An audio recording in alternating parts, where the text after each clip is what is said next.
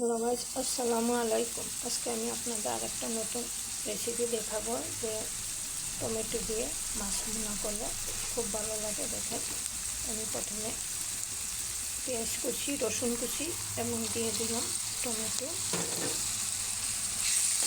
দিয়ে দিলাম পরিমাণ মতন লবণ,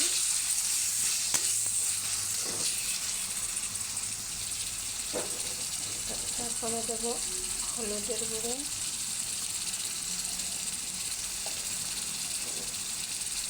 মরিচের গুঁড়া,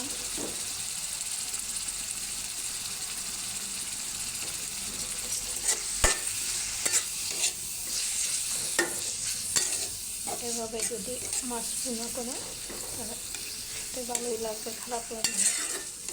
আমার এই ভিডিওটা যদি আপনাদের ভালো লাগে অবশ্যই আমার চ্যানেলটাকে সাবস্ক্রাইব করবেন।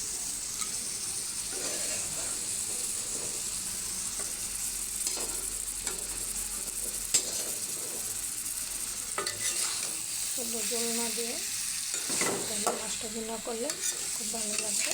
আমার ভিডিওটা ভালো লাগলে অবশ্যই আপনারা লাইক, কমেন্ট করে দিয়ে আমার পাশে থাকবেন।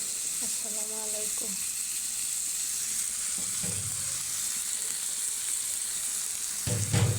আল্লাহ হাফেজ।